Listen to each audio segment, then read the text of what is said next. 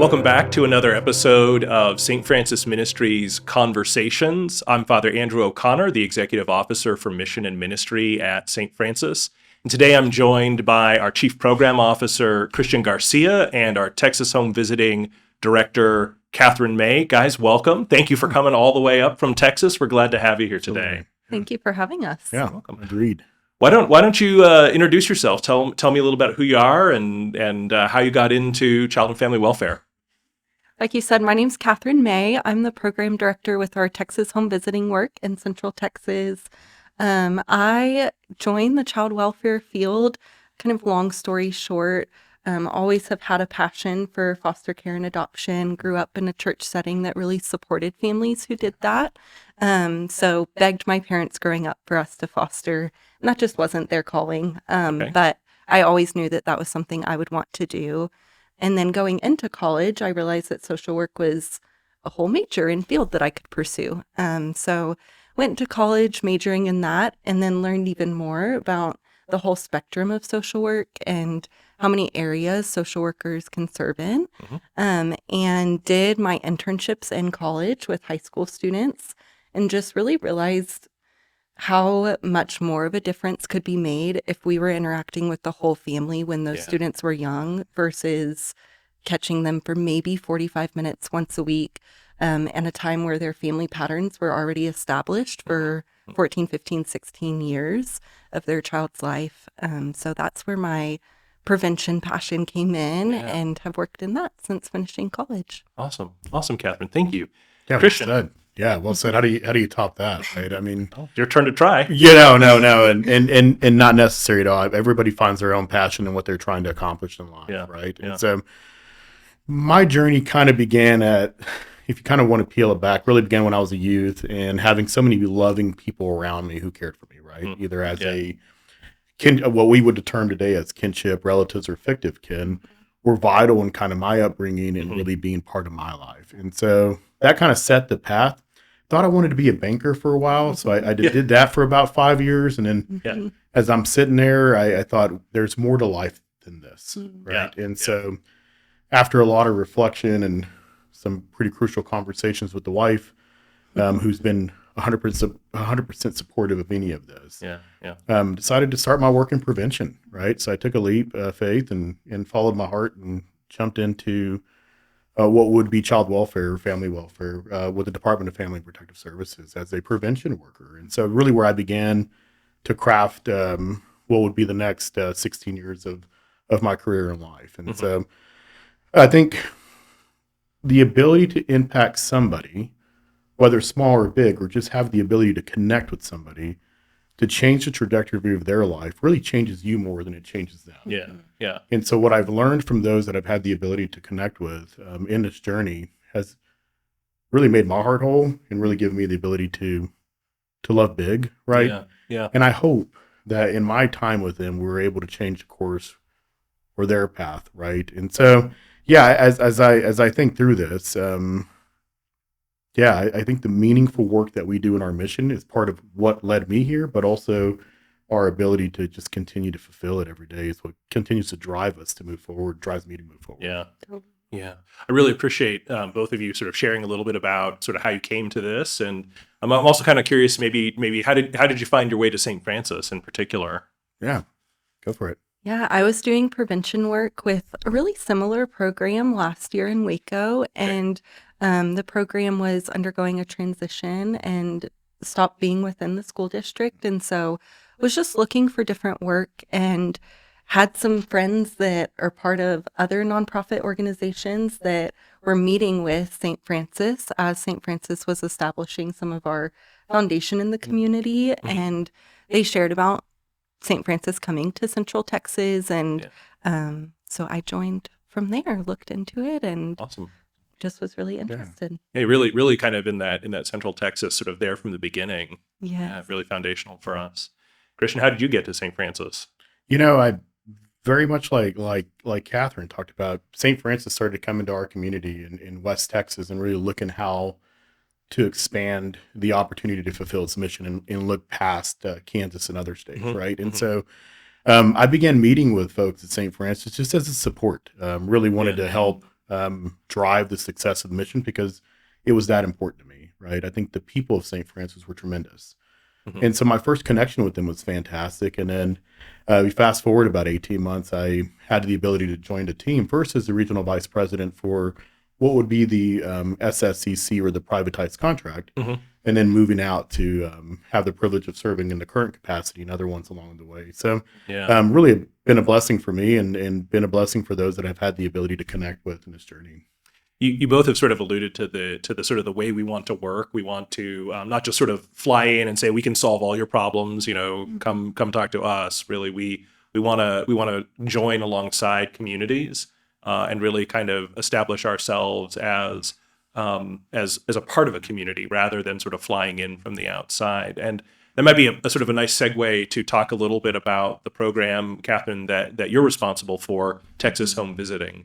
Do you want to tell us a little bit about what is THV? hmm Yeah, so THV is part of the state's efforts to serve families while kiddos are young, to strengthen them early on. So we're a voluntary program that families can choose to participate in. I view us as true prevention work. We Okay. get to interact with families before. Really, our hope and goal is that we would catch them before they have any involvement with the system. And so we serve families in McLennan and Bell County, which is Waco, Temple, Killeen, that area, Yeah. who have at least one kid, 0 to 5. And we use an evidence-based model called Family Checkup to learn about the family, set goals with them about what they want to work on, and then address things like parenting strategies, managing child behaviors, and then just helping families feel more connected to one another. Yeah. Can you dive a little into like why does that matter? Why does it matter to get in front of a kid going into the system? Totally. This kind of speaks to when I was working with high schoolers. I saw kind of the analogy of, if you think about a ship and the route that it's taking, if they're off by only 1 or 2 degrees, then they're 100 or thousands of miles off of their destination that they want to reach. Yeah. And so if you're waiting until 75% of the way through that journey to course correct, there's a lot more distance to cover. But if we're catching the ship when it's really early in its journey, then it's a lot easier to course correct and get back on track that the families want to be on, and have them be able to support their child's development and growth and have healthy family routines from early on. Yeah, that's such a great image. I mean, it's so evocative of how important it is for us to kind of get in early and why prevention is such a great area for us to be working in. You started in prevention and now you're kind of come back around. From your perspective, what is it that you see that makes that so meaningful? For a long time, child welfare, family welfare advocates and experts talked about the upstream, right? We always give the analogy of the baby down the river, right? But nobody ever really looks to see what's causing that issue. And prevention gives us that ability, right? It gives us the ability to look upstream and really focus our efforts on ensuring that families remain whole by giving them the skill sets that they need in order to do that. And so when you think about the Texas Panhandle, when you think about the work that's happening across Texas now, right? Yeah. Because we're planting, we've kept over 300 children from entering the foster care system. Amazing. It's Right? amazing. Yeah. And as I was working in another state, a corresponding state at St. Francis serves, we had over 2,300 children that we kept from entering the foster care system in that state alone as well. Yeah. Prevention matters and it works because it's really the solve all of everything that's happening within our system, right? Because we've been so focused downstream. So when we were thinking about THV in Waco, I remember really thinking about what prevention programs are available. This one was enticing because it gave us the ability to really do a new evidence-based practice model, right? Family checkup, which Catherine will talk about later. Yeah. Yeah. But gives us the ability to really look at how do we broaden our mission, right? To really understanding more ways to serve people. And so I just keep on thinking, how do we keep families together and how do we keep them whole? Yeah. And this is a huge piece of that, right? This is a huge piece of providing a healing and hope that we continuously talk about. Mm-hmm. Yeah, it's so simple, in the sense of like if we can get ahead of a problem, the like you say, that course correction won't be so dramatic and won't be so traumatic. We want to keep people from experiencing really hard things, and so just thinking about like how that would change the horizon of a person's life is really powerful. Mm-hmm. Just to peel back for a second, we've been talking very Texas, and Mm-hmm. that's good. We want to talk about our focus there, but talk a little bit about how THV fits sort of into the whole sort of toolkit of prevention for St. Francis. Yeah, so generally what we're thinking about is you always have some primary, secondary, and tertiary prevention models, right? Mm-hmm. And so we've been using family-centered treatment, seeking safety, some additional prevention models within our in-home programs that really were more of a secondary prevention model, right? Mm-hmm. When we think about THV and our ability to do that, that is more of a primary prevention, right? We're offering those basic necessities and skill sets necessary for families to remain whole. When I think about our mission, right, our mission is very short if you think about the actual words on it, Yeah, right? yeah. Providing healing and hope to children and families. When I think about primary prevention, I think about that first piece of hope, right? Because hope can be given out to anybody, right? When you look at examples of hope, Mm-hmm.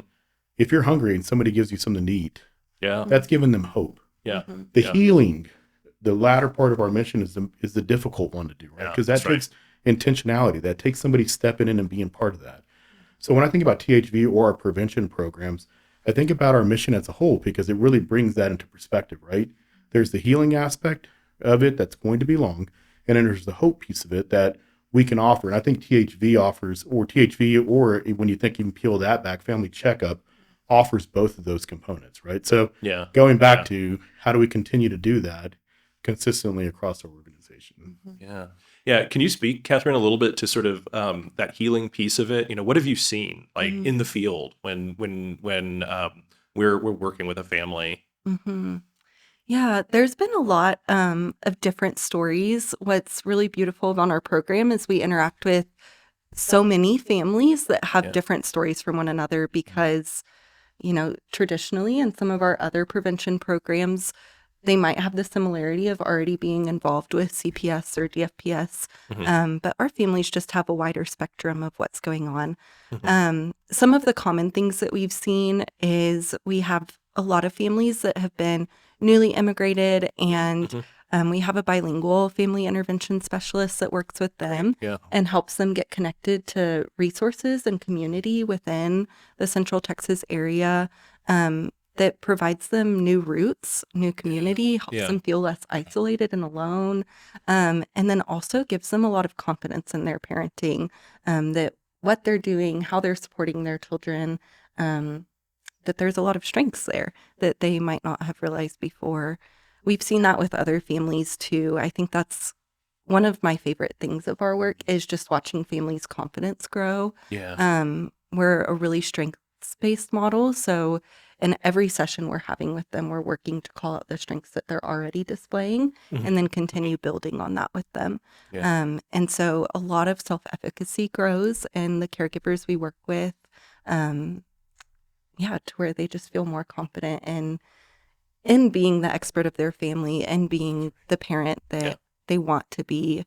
And then we've also had a lot of healing just in system interaction. A lot of families that are vulnerable have really negative interactions with systems and might have interactions that feel really coercive. But since our program is voluntary and strengths based, they get to have a setting and a system that they interact with that gives them positive experiences. yeah, yeah. And you've referenced our mission, and I think it wouldn't hurt here to say our vision as an organization is really to transform lives, Mm-hmm. and we see that all throughout the program work we do, right? But also to transform systems. Mm-hmm. And sometimes that's in a kind of a direct way, that's saying, hey, this isn't working right. Let's take this apart and put it back together in a new way. Sometimes that's in kind of efforts for advocacy and to say, like, we as a society don't have to live like this. We could choose a better way to support families and individuals who are having a tough time. And so I love that when we talk about an evidence-based practice, we're talking about something that like we can measure, we can test, we can see how well it's working, and when it's done well, can have an impact beyond just our organization, but really really much more broadly.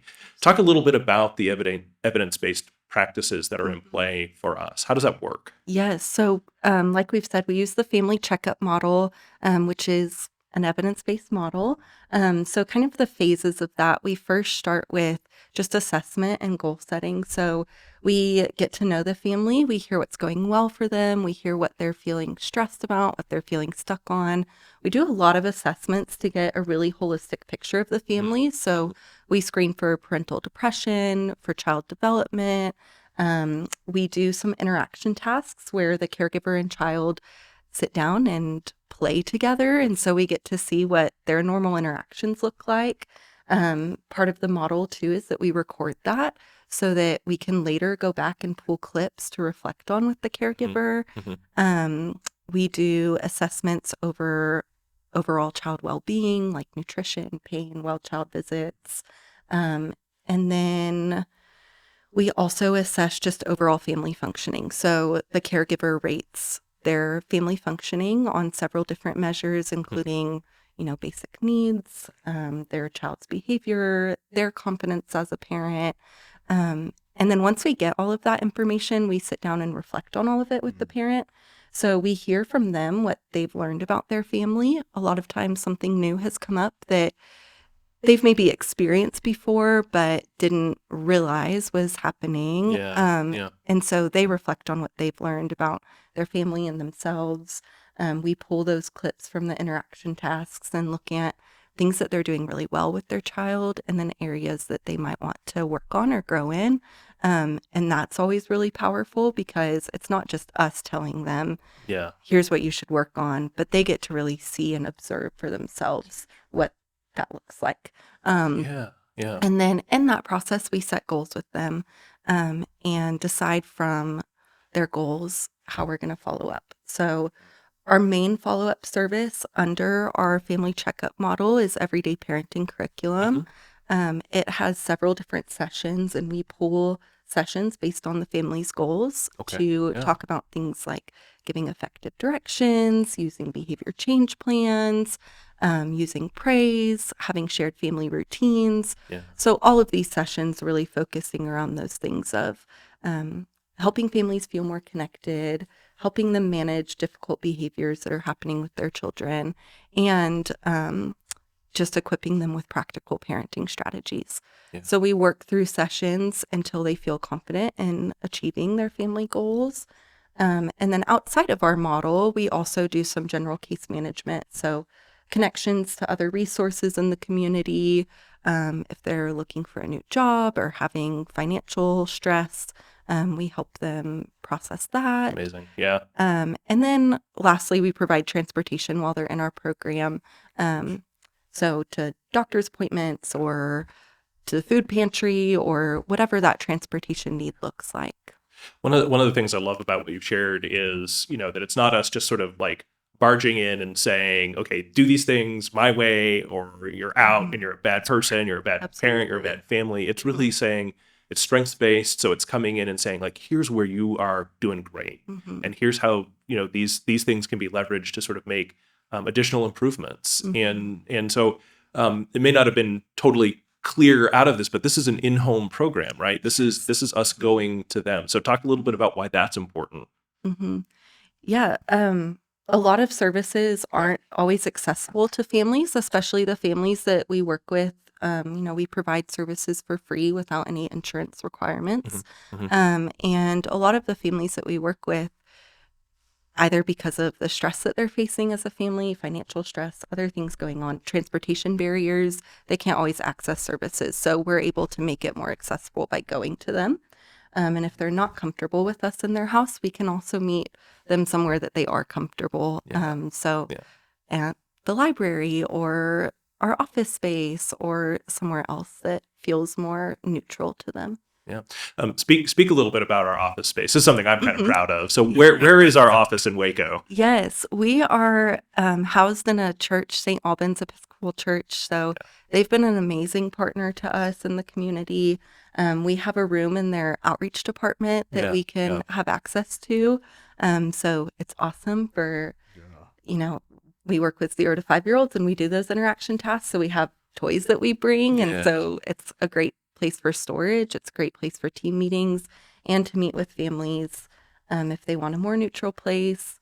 They've also been a great partner. They have a resource closet that they let us pack a bag for every family in our program That's so with cool. clothes, books, toys. And then if the family has other needs like a high chair or toddler bed or something like that, they have some of those things too. We Support that. Yeah, please. Yeah, no, just that's huge. I think when you peel all this back though, when you think about how we began our work anywhere we're at in St. Francis, right? Whether Yeah. we're in Kansas or Oklahoma or Texas or Arkansas, wherever you want to think through Nebraska, it all started by meeting a community need. Yeah. Right. And Yeah. so Yeah. our goal when we were looking at how do we support the Waco, McLennan County, Bell County areas, even when we were thinking about, the panhandle of Texas, Yeah. right? Yeah. It was always about how do we become part of the community first Yeah. before we start integrating ourselves really deeply into it, right? And so in order to do that, you have to provide a resource to it. Yeah. Especially the communities in which we serve. If you think about our St. Francis footprint, we're in very rural areas, Yep. right? And rural areas historically have had challenges in having resources. So when I think about what we do here, we bring resources to these areas to help families who are in crisis or who have challenging situations through a strength-based approach, right? Yeah. And so, Yeah. but also the biggest piece of that is how do you get community to walk alongside you?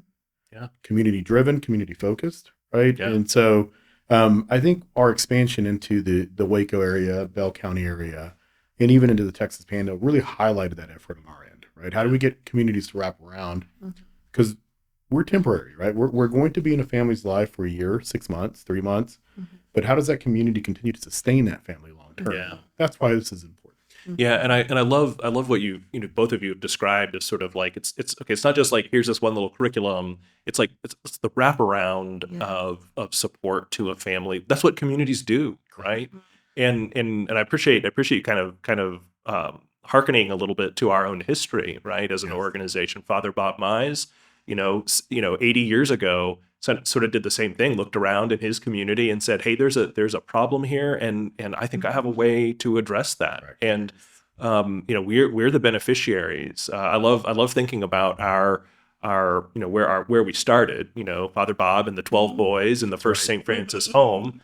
Today, 12,000 people across 6 states, are the beneficiaries of that desire to make a difference. And that's what I see in the people that we're blessed to work with. That's right. With the privilege to serve Yeah. in our capacities. Yeah. I mean, they want to make a difference, and in coming into communities, and walking alongside it's just a powerful model, right? It is. Yes. So what do you sort of said that point about us being temporary. So when somebody completes THV, family checkup, what are we hoping that they're going to walk away with?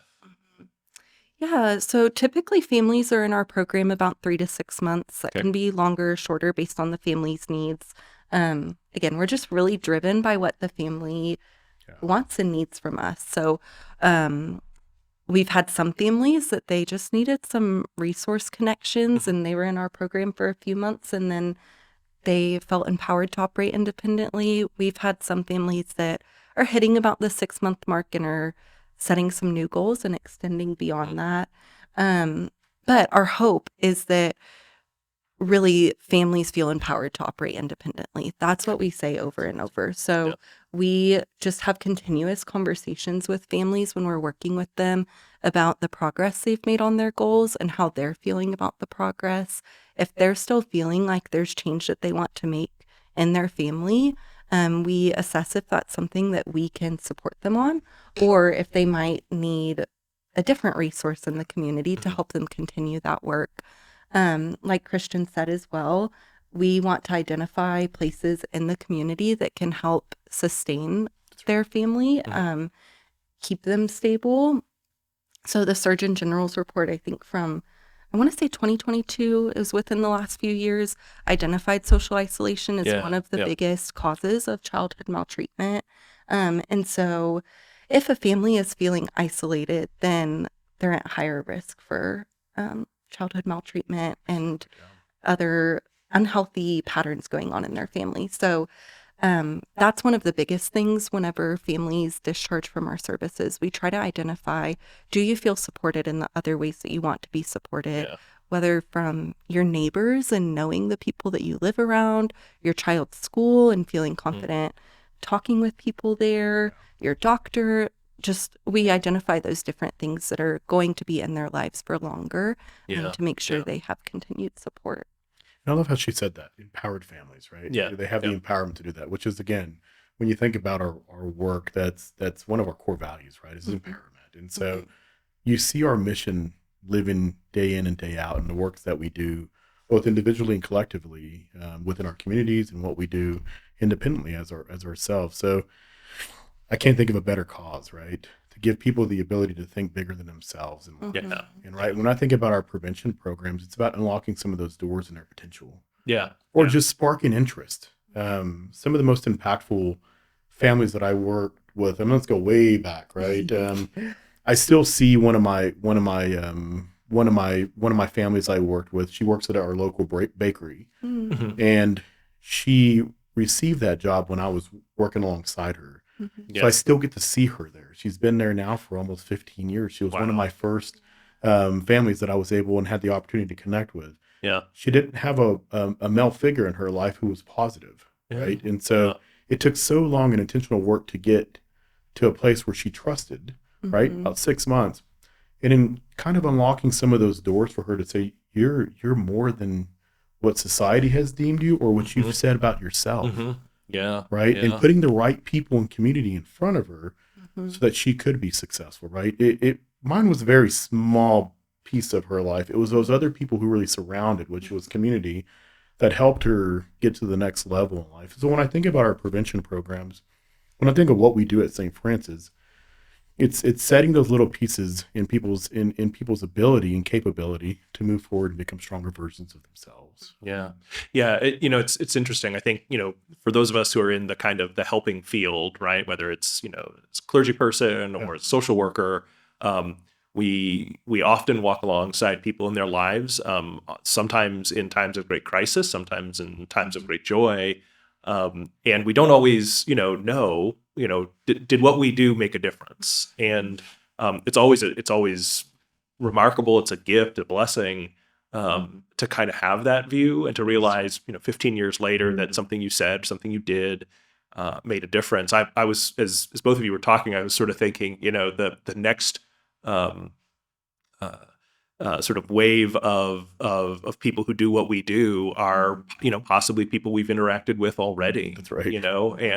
And having set them, kind of on a different and more sort of hopeful course, that they may well turn around someday and say, I want to pay that forward too. And that's another really special gift of the kinds of things we do, right? I mean, we meet folks like that all the time in our work, I think. In our work or in our communities, right? Yeah. So I think the power of it is, I think anytime you work for an organization that invests in skill set, right? So whether it's either family center treatment or seeking safety or family checkup, motivational interviewing, the list can go on, right?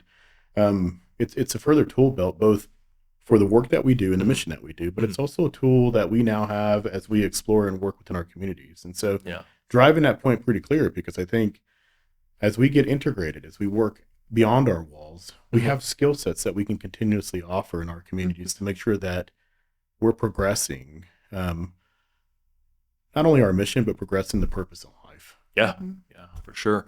I know, we work in a field that is often filled with trauma. I know that we often can find ourselves sort of only ever hearing the bad news stories, but getting to talk with you guys and getting to hear the good news side of things and hear how powerful it is and how effective it is.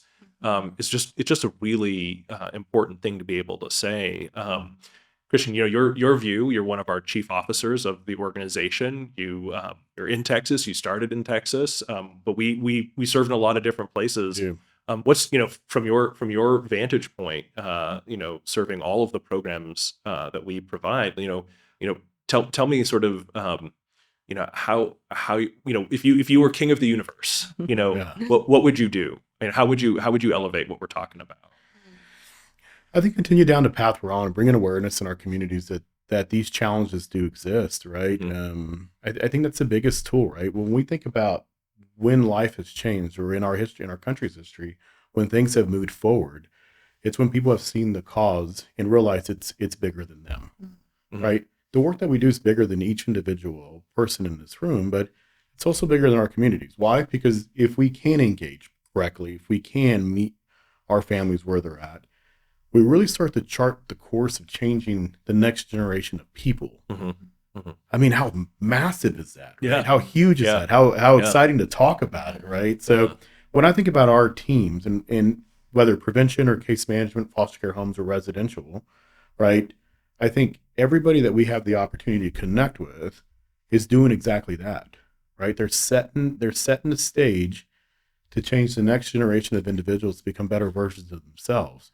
And that takes work, and it takes dedication, and that takes this relentless approach of understanding and knowing that what we do matters. Yeah. And so I don't know that I change very much other than just continue to tell people that of the good work that we're doing, but the good work of what collective agencies around us are doing as well, right? And so, I mean, Catherine brought up a good point. If we can't work with somebody, then our job is to connect them with somebody who can, right? To build that resource around them. And so if our role, and if I became king for the day, it'd be how do we connect people with community so that we can continue to do this good work? Because I think that's what's going to change the next generation for a better way, a better reason. Yeah. You know, I think oftentimes we think of the sort of the field in which we're in is having sort of a competitive tilt to it. And, you know, our organization, we do these things, we do it our way. This is our system. Like, but we can't do this alone. Right. Right. I mean, we have to be part of, like, say, a community, but not only just sort of like the local communities where we serve, but communities of providers, community of other resource people who have the other resources. I mean, talking about, again, St. Albans, you know, we have office space there, but that has also created other kinds of connection for mission, right? And so it's those things that you when you commit and invest in a community, you discover really all the gifts are there. They are, right?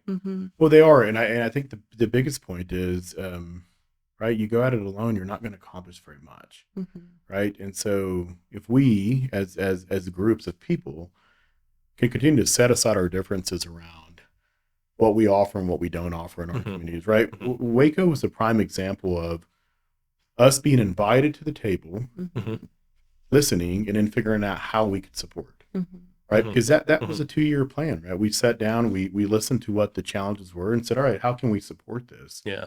And so we started looking at avenues to do that.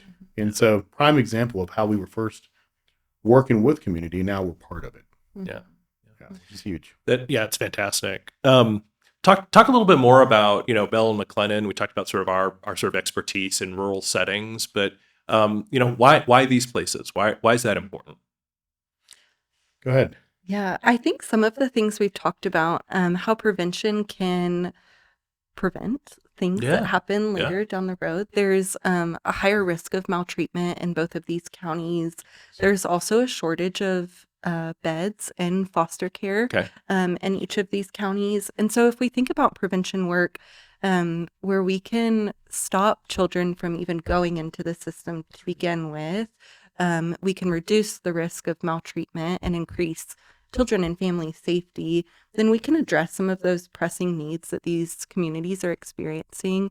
You know, we don't have to have as much of a shortage of beds if there's not as many kids entering care. And so we see in both of these counties that there's needs that need to be addressed, and we have some services that can help partner alongside families and the other organizations that are already there to address them. But I came alongside after those counties were already identified, so I'd love to hear. No, y'all identified. You said it so well. I think St. Francis has a natural ability to say, all right, where are the most challenges at? Yeah. Right. Yeah. So we just wrote for another grant as well, and we the way we figured it out was let's break down the over 250 counties in Texas. Let's find out who's doing work there. Let's find out those counties where nobody else is doing work. And let's figure out which one has the most challenges, right? And that's just kind of how we operate. And so we thought about Bell and McLennan County. That was a largely underserved area. And why? You got to look at the reason why. You're kind of right in between the Dallas Metroplex area and in Austin South, right? So usually your resources are going to be either the north and south of those two Yeah. That geographic area. However, if you've ever been in those communities, they're so rich with people who just care about them. Mm-hmm. They care about the people Yeah. around them, right? It's truly like loving my neighbor as myself approach there, right? Yeah. I mean, anywhere you go, you're going to get invited into the conversation. Mhm. So I think it's just who we are as an organization. We love to go into places where maybe others see a big insignificant challenge, Mhm. and we like to figure out what areas of expertise we can bring to help support children and families in those areas. And so, I mean, to sum it all up, we pretty much said, all right, this is the most difficult area. Let's figure out how we can get in there and start helping fulfill our mission, right? And so I think there's an exciting piece of that where others would run away. Yeah. We're more than apt to say, let's go do that. And as we were exploring other contract opportunities for prevention, that was kind of the criteria. What has the highest area of need for us? Yeah, and I love that about us, Yes. like it's we're not afraid of the challenges. We want to roll up our sleeves. We want to dive in. And so I think that also that sort of spirit of saying there's really no forgotten place, right? Correct. Like there's some of the communities we work in and throughout the footprint kind of have a feel like they're being drained out of people, they're being drained out of resources. And it would be easy, for those people from some other place to go, there's nothing there. There's nothing, worthy of our attention. But like, that's just not who we are. We love those places. And I think you're right. I think they're because they're loved places, right? And so it's exciting. It's exciting to be able to sort of address, pretty significant challenges in places where others have sort of passed by or forgotten them. Yeah, I think people look at a quantity perspective Yeah. when they're looking at where they're going to expand to rather than the quality of the people there. Mhm. And so when I think about West Texas, the Panhandle, when I think about all our service areas, Yeah. I think truly about we have wonderful communities and people who truly want to see become really truly want to see people become better versions of themselves. Yeah. And so as we first began the conversations in Waco and Bell County, right, Temple, I mean, we saw that spirit. And it wasn't a competition. It was, all right, we're inviting you in and let's get to work together collectively. And that's still the spirit, which is exciting. Yeah. I mean, it's so corny, but I think it's worth saying, teamwork makes the dream work. It does. Right? It does. And we all have to be in it together. And that's the heart of community engagement, really. That's right. Yeah. Just give me a story. Tell me something you're proud of that you've seen, a family that you've seen kind of make good progress. Tell me about that. What's that like for you? Yeah. Oh my gosh, there's so many already, which is amazing. Yeah. It feels like really sacred work that we get to do. Yeah. For families to just invite us in and trust us. So I'll speak to one of the families that I've gotten to work with personally, is a kinship family, so an alternative caregiver, and has been walking through the process of getting kinship license, and that process has just been really slow for them. And so that's one of the case management pieces that we've gotten to support, of helping coordinate that with their child placing agency to continue to support her efforts moving towards permanency and adoption. And so that's been really beautiful, just to go week after week and see what progress they've been able to make with their kinship license in the last week, but also continue to support like what needs to happen next. How can we help you with that? I've sat there with her to do different trainings through the state that she needed to do. Wow. And it's an older adult, and so some of the computer literacy has been hard. So even just supporting that practical need that has been such a big barrier to that kinship license. And then more of what has happened with our curriculum and our program internally is there were just some hard behaviors that feel frustrating. And so we've gotten to talk through some different strategies of how to address those behaviors, how to incentivize positive behaviors that she wants to see in the child, and how as a caregiver, where she's taking care of so many people in her life, how she can also take care of herself in those moments that she feels frustrated. So we've gotten to walk together through a lot of different things over the last few months, a lot of different, family sickness and just normal stressors that come up. Yeah. And it's been really awesome to build trust with them.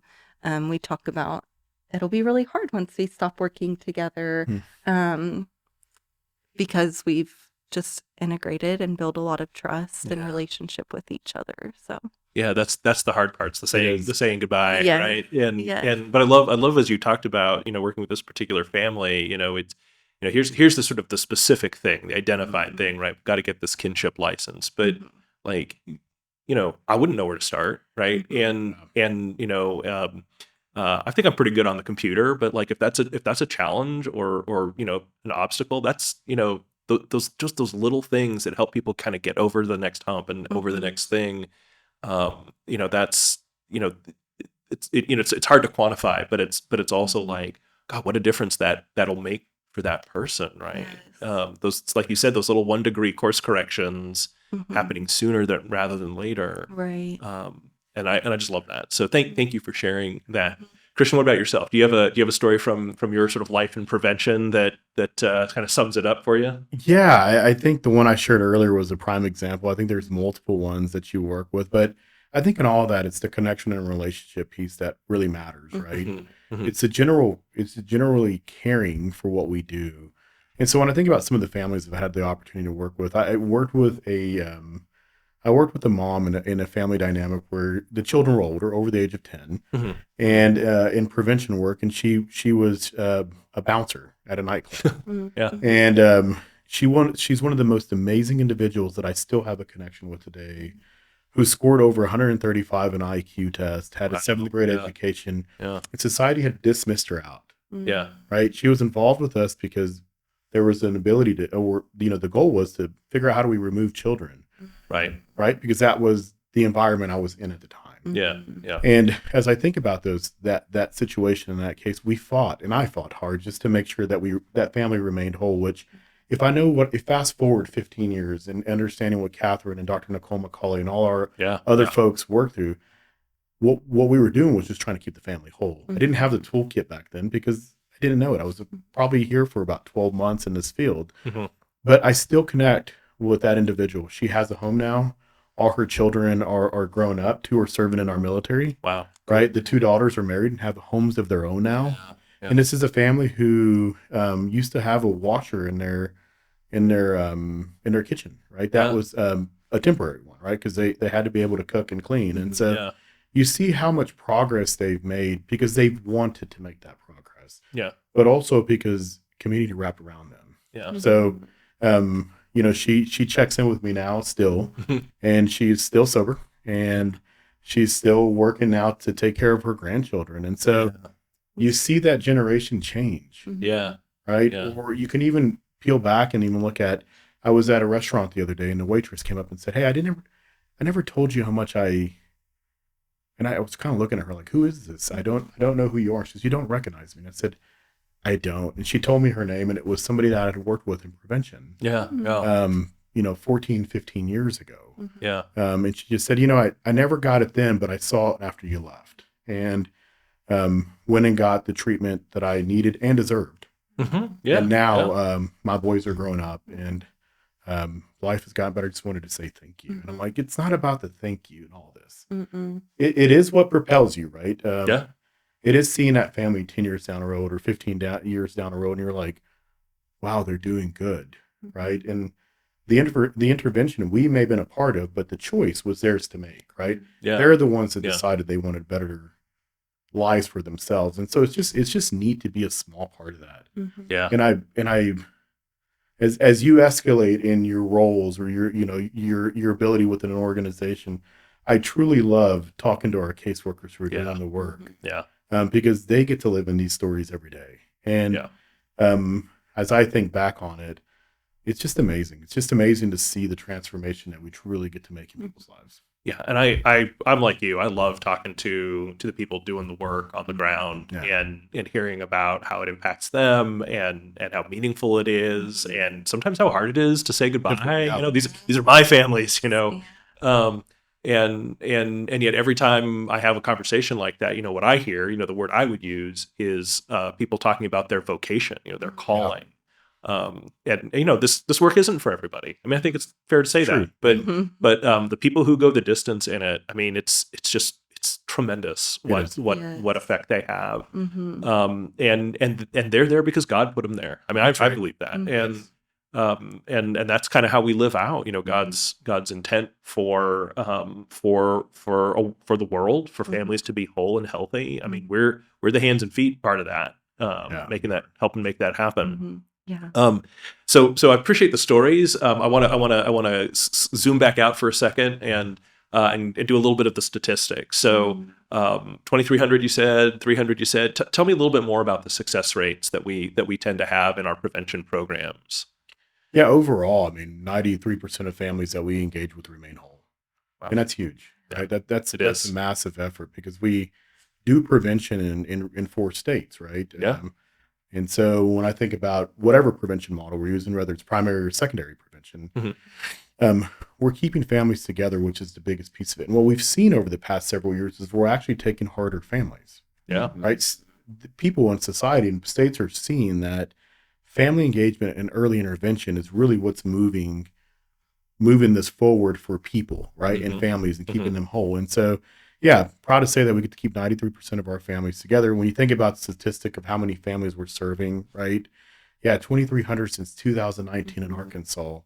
That's children over 950 families. Arkansas is about to hit their 1,000th family Wow, it's in amazing. FY25, Wow. right? It's amazing. And so when you peel that back, I know we're talking about Texas, but prevention as a whole has really been the solve of Mhm. keeping families together. And, Catherine talked about this earlier. We often talk about capacity, Mhm.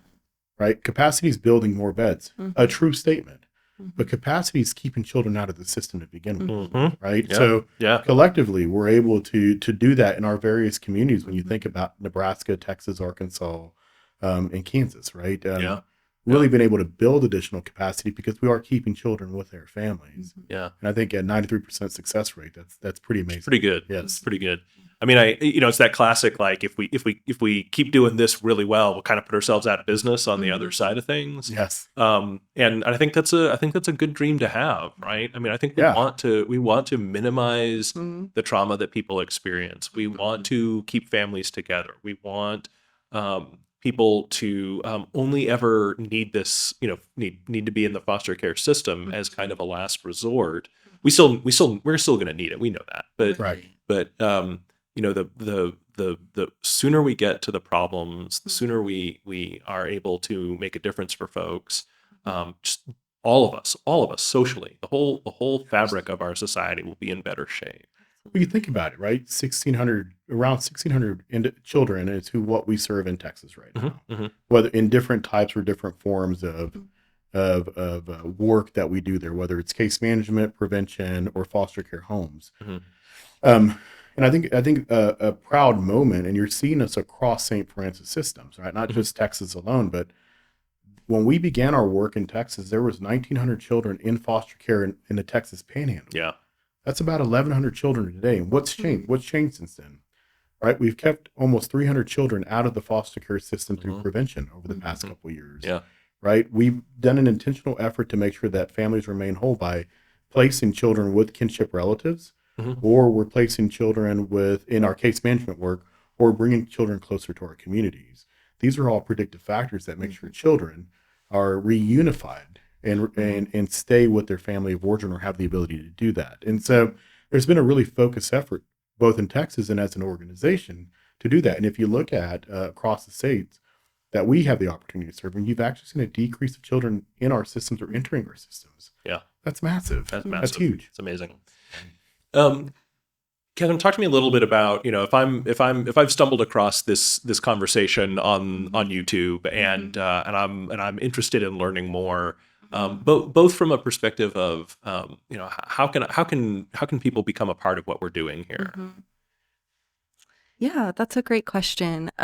So to participate in our program, really families can do that from anywhere. So that's really different from some of our other prevention programs, like we've talked about, where the state has to make the referral. Hmm.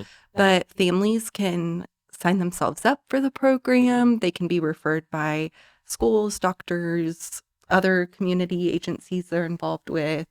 So they get to really choose to be part of the Yeah. program. Yeah. So that's a way to participate in that area. Other ways to participate, maybe from a community standpoint, is we're involved in a couple of coalitions in the area. And so that's a really great effort to join so that we can continue that community-wide effort. Like we've talked about, like we can't do it alone. Yeah. But with other resources that are in the community, coalition work is always great to Yeah. address Yeah. different needs that are happening within the community. We also are the THV program is really new. We started home visits in August, so Okay. we're always looking to continue to learn about other resources that are available, continue to connect with other providers. So I love having those conversations with other providers or other touch points in the community. So I would love to continue to have those conversations so people can reach out to me directly, and I would love to meet and continue to talk about ways that we can partner to serve families. Awesome. If someone were watching this and maybe they're in college and they're pursuing social work, what would you say to that person? What do you need to do to be a part of this? Yeah, I think I would say that, like we've talked about, prevention work is really powerful and really meaningful. And so there are opportunities kind of across social work within St. Francis, but across the state, across the country, to work with families in a really empowering manner. And so I would encourage those students to look for ways they can be ahead of the problem as much as possible. And I would also encourage them to find their niche in social work. Everyone really has a different calling, different skill sets. And so even if your first internship, your first job maybe isn't exactly aligned with your passions or skill sets, to keep looking within social work, because there's a myriad of ways to support families and individuals. Yeah. Yeah, Christian, you want to speak a little bit to that as well? Yeah. The maybe kind of on a broader sort of from your perspective. It's about helping people at the end of the day, right? Yeah. And so, as Catherine said it perfectly, how do you find the passion for that, right? And so, your first stop may not be your last stop. I think people have the ability and want to help those vulnerable in our society or those that are having challenges. And so just be relentless in your own approach, right? Find that perfect place for you and just have the ability to grow within that. And so just to continue to pursue your dreams around it. The first person I met who was a social worker that changed my life as a banker, I was at a hospital dealing with somebody who was having a challenge with drug addiction. So they were in the emergency room, and it seemed like this angel came down as we were sitting and working with this individual to try to figure out what was happening. Had just gotten in a car accident, and I'm trying to figure out who this woman is, right? And she introduces herself, and I'm like, "What are you?" And she finally, when she's walking away, she goes, "I'm actually a social worker here," right? And so know that the work matters, right? Find your perfect place, but once I got to connect with her in that brief moment, right, of maybe 10 minutes, changed my career path. Wow. Right, to really want to move into, all right, how do we help people, right? So I would just encourage the same thing: find your passion, find your place, and just continue to pursue it, and always be willing to grow and learn in it. Yeah. It is ever changing, as it should be. Talk to me a little bit about our St. Francis Ministries THV team. How many people are doing work in English? How many people are doing work in Spanish? What's the team like? Yeah, we have 3 people, not including myself, on our team. So 3 family intervention specialists. We have 1 English-speaking FIS that covers McLennan County, 1 English-speaking that covers Bell County, and then a bilingual FIS that covers both.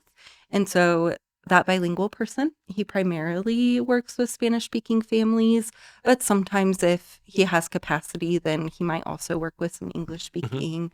They each have a background in social work, psychology, or counseling. So that's one of my favorite parts of the job, is we bring some different perspectives. When we staff together or when we have individual supervision, I get to hear about the work that they're doing with families and the ideas that they come up with that I'm like, oh, I never would Yeah. have thought of Yeah, approaching it in that way, or it's good stuff. even just individual strengths and how we each relate to people in different ways. It's really beautiful to hear the ways that they each Yeah. build relationships with their families. But yeah, they each serve, their capacity has them able to serve 10 to 12 families Okay. each. That is kind of dependent on the intensity of the needs that the family has, and how far they're traveling across the county. Yeah. But yeah, they're all awesome and do amazing work. Great. Yeah, thank you for kind of making that a little bit more sort of visible to us. I think it's as we've talked, all these amazing things, but sometimes they're hard to see, and I Yes. appreciate sort of knowing that these good folks are out there, doing this good work, and that they are 10 to 12 families. That's a big impact, right? That's It is. changing exponential numbers of lives. Absolutely. It's really lovely. So sort of the last thing maybe we'll spend a little time on here, is just what's an average day for a family checkup worker, a family intervention specialist? What does that day look like? Yeah, the nature of our work is really adaptable. And so Well said. Well said. I feel like that was a little bit of a softball here. Yeah. it does keep you on your toes a lot. I would say typically a normal day is having their home visits with their families that they're scheduled with.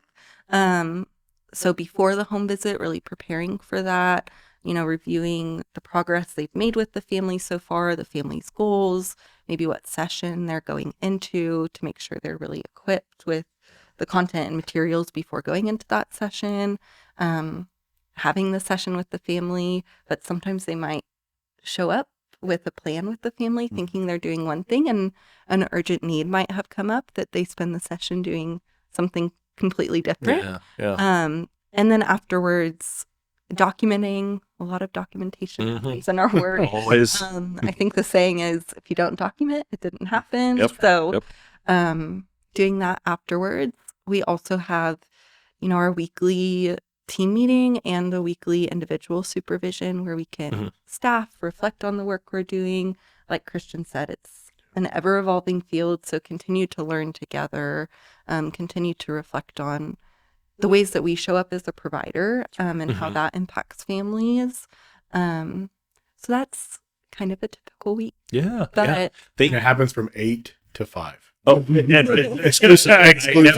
outside of the bounds of those business hours. No, Yes. I really appreciate your reflection on that and kind of sharing that with us. And one of the things that strikes me about who we are, and particularly in our prevention programs, especially as we talk about THV, is the power of being a learning organization, right? That it's not just, okay, here's the checklist, do the checklist, and then wash, rinse, repeat.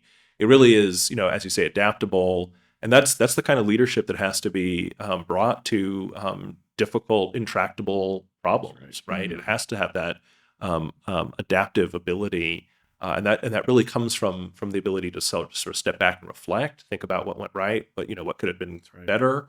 Totally. What new thing can I learn? I love that we learn from our families, right? I mean, that as you've said, as you both have said, they're kind of the experts about who they are, right? Yeah. And so that there's stuff for us to take away and to grow us as well is really powerful. I just love that about St. Francis. What's about, you said it right. It's about, in this, we're out here seeking to transform our systems, but really help our families progress in their maximum capabilities. What people don't realize is they're changing you as well, right? They're changing your story. They're changing your approach. You're learning from every interaction. You're getting to see life in a different view that maybe you didn't grow up to, or wasn't around you at any given time. So what a gift for us. Absolutely. What a gift for us. Absolutely. I mean, that vision and that mission, it's not just something that we do for other people. It's something that comes back to us. I mean, it really is seeing our lives transformed. I feel like I'm a better person for being here, but That's right. But it's also having my hope renewed. It's also the healing that I need. It's all of those things are such a gift for us as part of this organization. And we don't do it for that reason. You just gotta Right. be mindful that if you're learning, it's our nature to learn from each other. Yeah. And there's not a better, more equipped individual than those that we have the opportunity to serve, Yeah. because they're such a resilient group. Yeah. They figured out life without yeah. having the resources Yeah. or ability or capability that most of us Yeah. have, Mm-hmm. right? Some of us are part of those stories, right? Yeah. So Yeah. it's just beautiful to have the ability to connect in that manner. And so I always told every family, I know I'm here to be the teacher, but I'm really here to learn about you. Yeah. And I'm really to learn how we work together to fulfill your best ability as an individual, as a family. Yes. Yeah, I feel like I get to learn so much from the families that I work with, and as our FISs work and share family stories, I just get to learn alongside about different parenting strategies, about how those parenting strategies apply based on the caregiver's personality and their family context. I get to learn about, oh man, like they love their kids so well in this way. Like demonstrate a really awesome loyalty or sacrifice for their kids. And it's just, it's a really beautiful way of, getting to interact with people and not have to come in, like we've said so much, not have to come in as the expert mandating what they do, but also getting to learn from them in that process. It's a blessing. It's a beautiful gift. I really appreciate the time we've had to have a conversation about it. I've learned a lot today, and I want to thank you, Catherine and Christian, for coming up to Kansas and telling us how it's going in Texas. Thank you for your time today. As always, we always have to say, if you want to learn more about St. Francis Ministries, our programs, our the work we do, go to the website www.stfrancisministries.org. Make sure you spell Saint all the way out. That's right. And there's a lot of great information there. But again, thank you both for being with us today. Yeah, Thank you.